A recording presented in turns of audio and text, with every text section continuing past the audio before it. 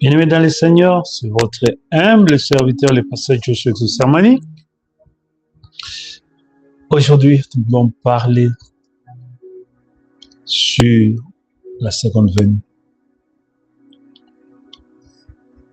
Le mystère de sa venue dans la vision de l'attente. L'Ancien Testament est l'ombre des choses à venir. L'Ancien Testament, selon Hébreux chapitre 10, verset 1, l'Ancien Testament est l'ombre des choses à venir et non l'exacte représentation. Si, comme dit le frère Bonhomme, tu n'as jamais vu ta silhouette ou ta représentation, mais si tu regardes l'ombre qui se projette sur ton sol, sur ton mur, ça pourra te donner une idée exacte de la réalité de qui tu es. L'ombre donne la forme, il formule l'aspect structurel de la chose. Donc l'Ancien Testament est l'ombre. De quoi vais-je parler?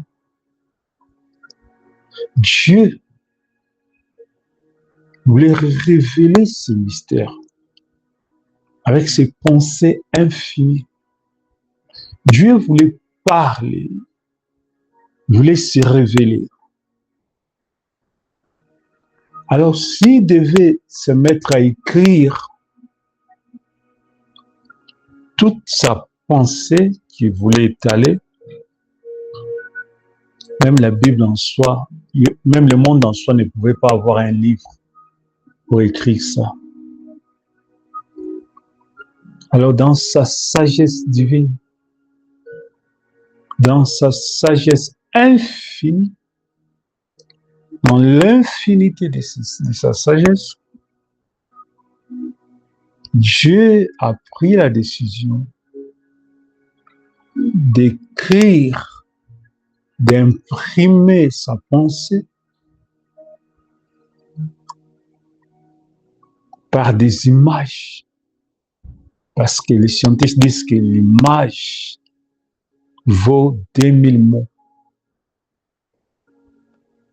Juste une image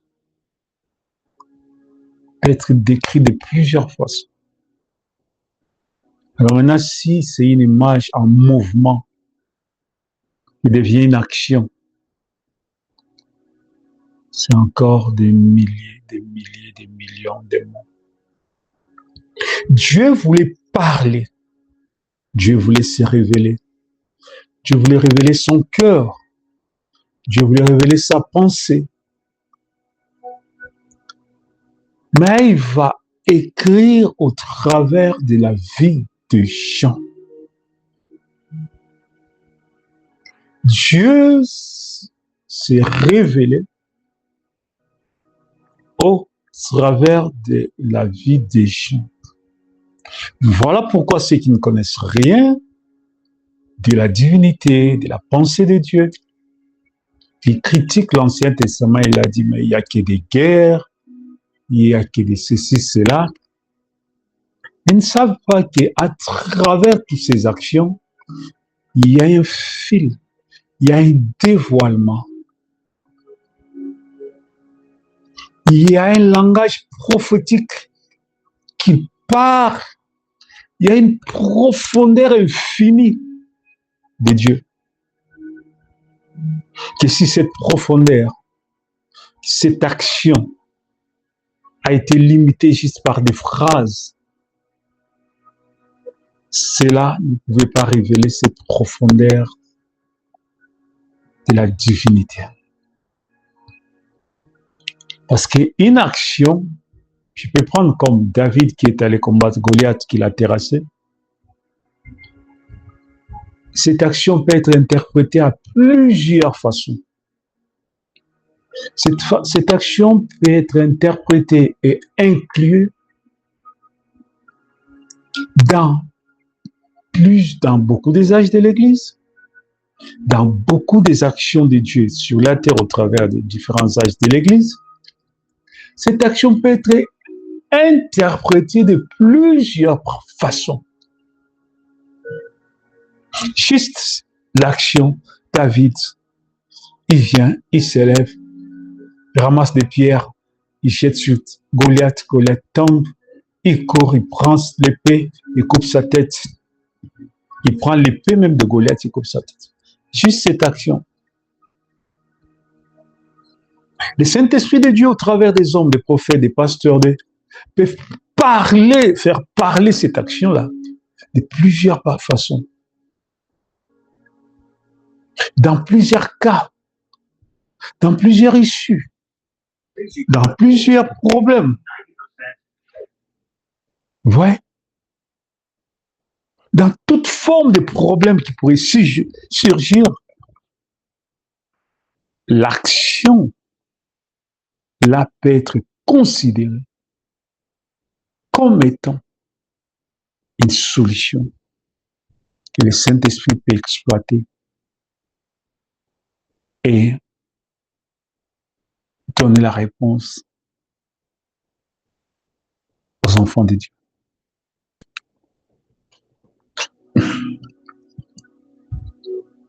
Donc, c'est ça la pensée, la sagesse infinie de Dieu. Il a permis que la vie des gens soit écrite. On ne nous a pas écrit toute la vie de David. Mais les éléments essentiels que Dieu a permis que cela puisse s'écrire font partie de la parole de Dieu. Ah, c'est là où la sagesse humaine s'arrête et la sagesse divine commence.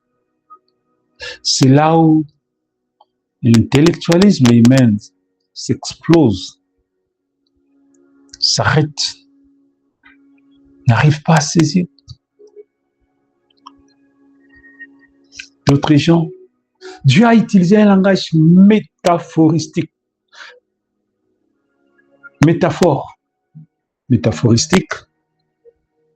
pour expliquer en profondeur de plusieurs manières.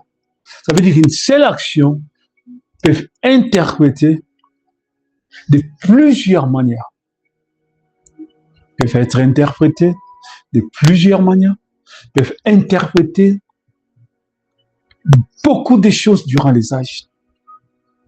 Parce que chaque âge a un plan de Dieu. Chaque âge a un combat, chaque âge a un défi à relever.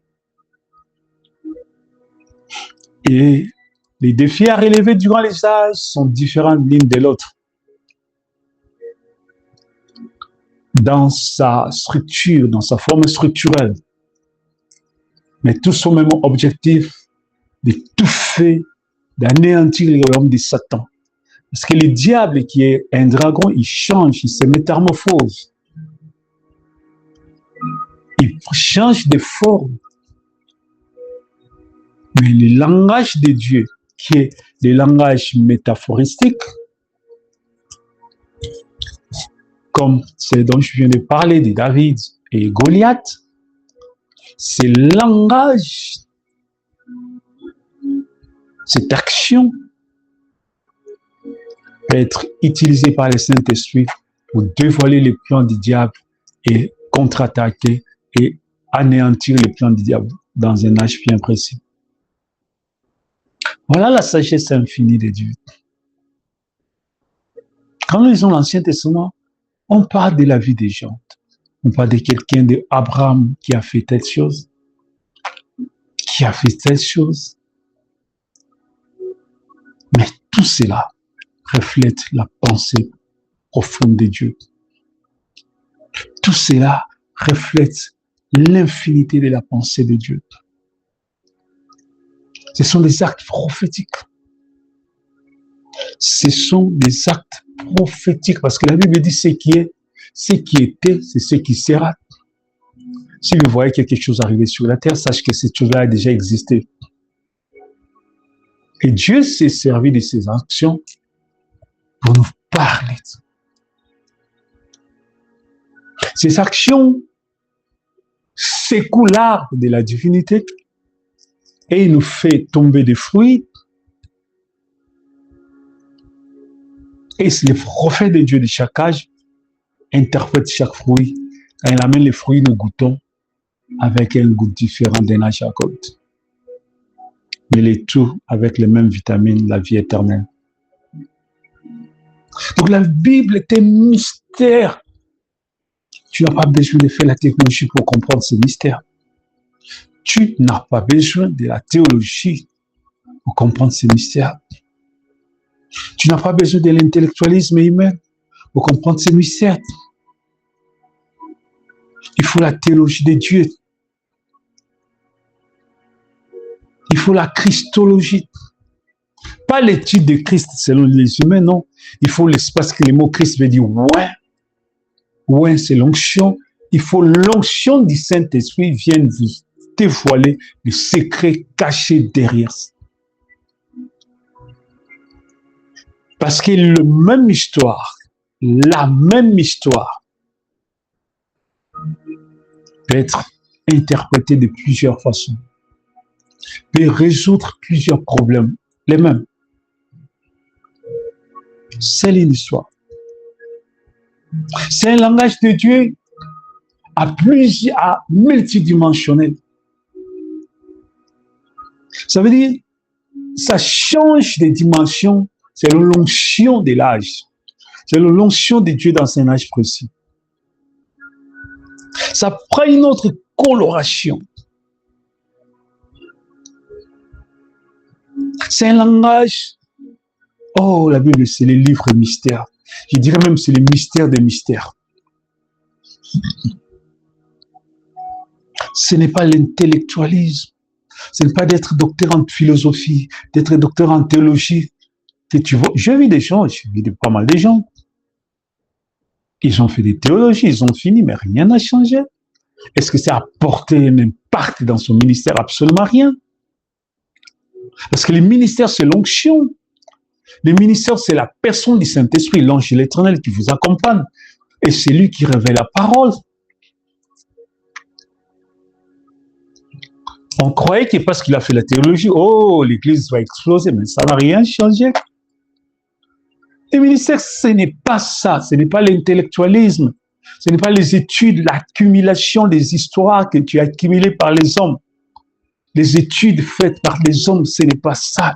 Le ministère, c'est le Saint-Esprit de Dieu qui entre en action.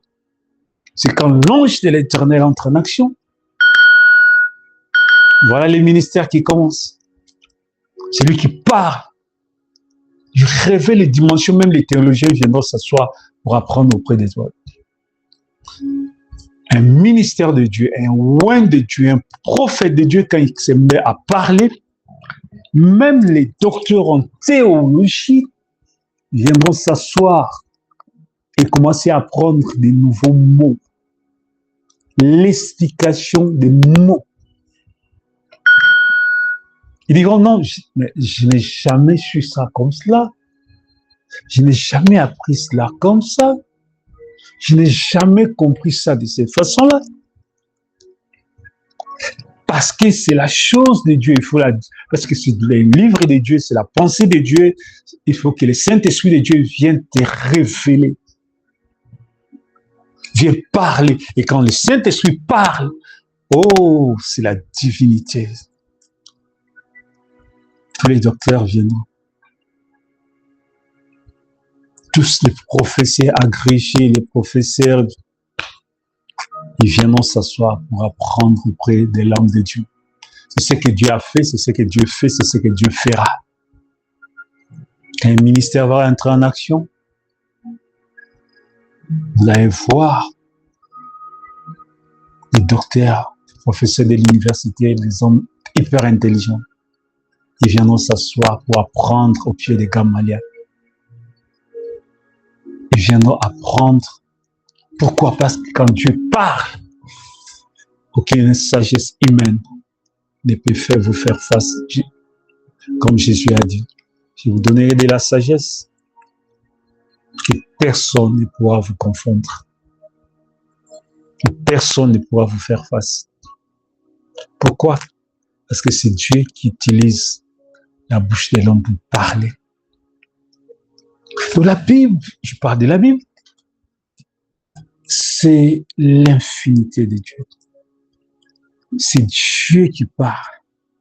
C'est Dieu qui a écrit.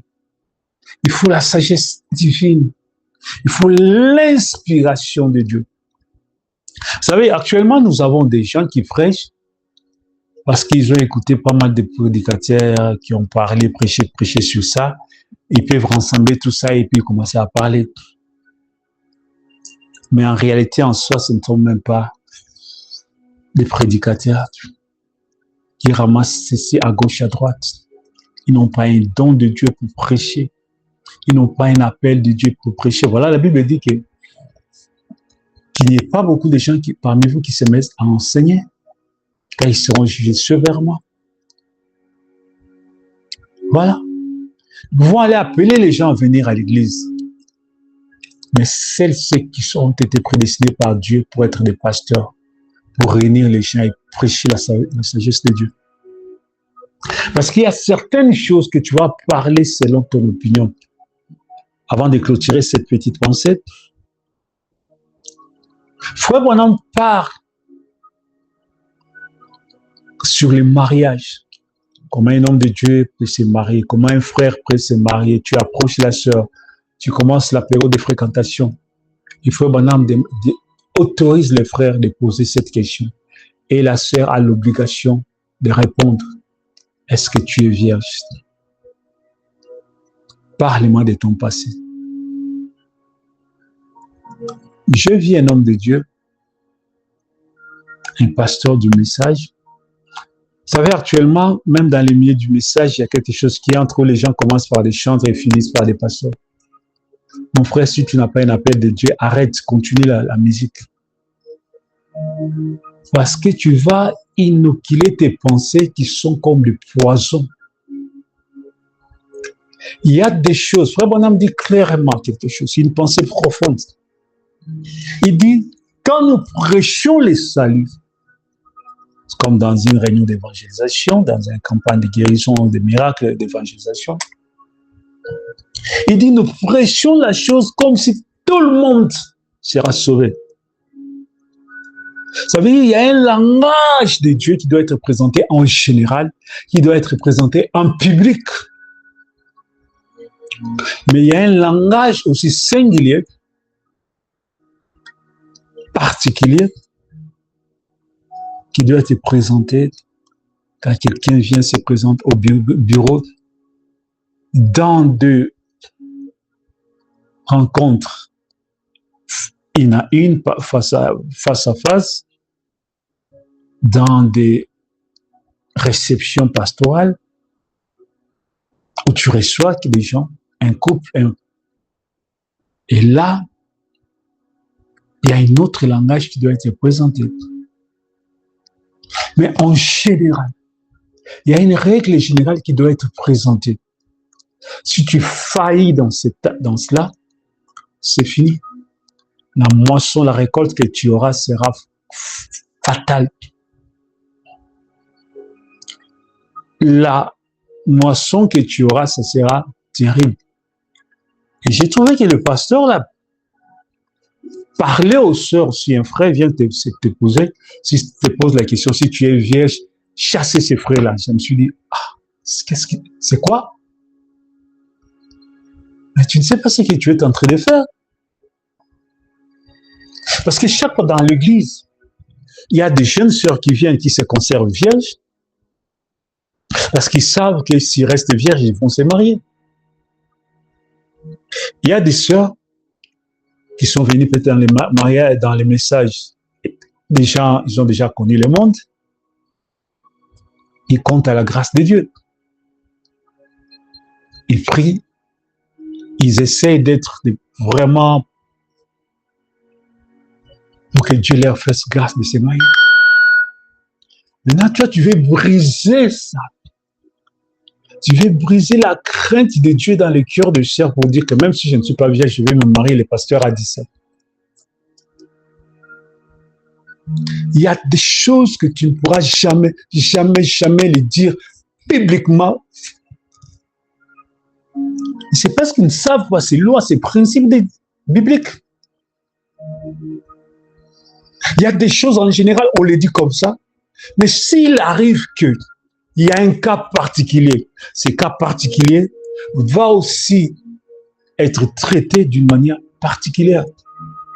Selon l'onction de Dieu, selon la grâce de Dieu, selon l'orientation du Saint-Esprit.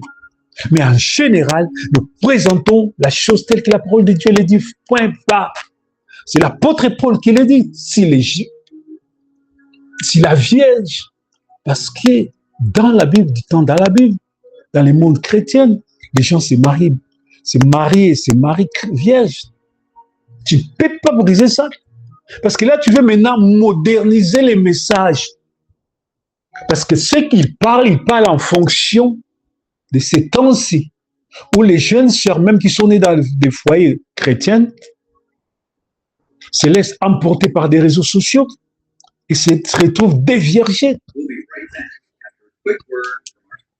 Se retrouvent déviergés. Et c'est de cela dont tu veux. Donc tu veux réadapter le message par rapport au temps actuel. Non. Non. Non. La Bible dit Lot avait ses 2 filles vierges dans Sodome et Gomorrhe. Donc, même dans ces temps de Sodome et Gomorrhe, nous avons des sœurs qui sont vierges. Et nous voulons encourager que dans nos milliers, qu'il y ait plus de sœurs vierges. Nous voulons encourager nos sœurs à rester de plus en plus vierges jusqu'à se marier, à se garder vierges même pendant la période de la fiançailles, à se garder vierges même pendant la période de fréquentation. Parce qu'il y a eu des gens qui ont abusé de sœurs pendant la période de fréquentation. Et finalement, ils ne veulent plus le marier. Donc, si tu n'as pas un appel de Dieu, arrête. Parce que tu ne sais pas le secret derrière cette déclaration. Tu ne sais pas pourquoi cela a été dit de la parole de Dieu. Pourquoi Dieu a dit ça? Toi, tu raisonnes selon les humains. Toi, tu raisonnes selon les hommes. Tu ajoutes quelque chose dans les messages. Et souvent, ce sont des frères qui veulent dire que nous prêchons les messages. Nous sommes dans les messages. Mais non. Tu ajoutes quelque chose sans le savoir. Tu ajoutes quelque chose. Restons dans les messages. Que Dieu vous bénisse richement. Amen.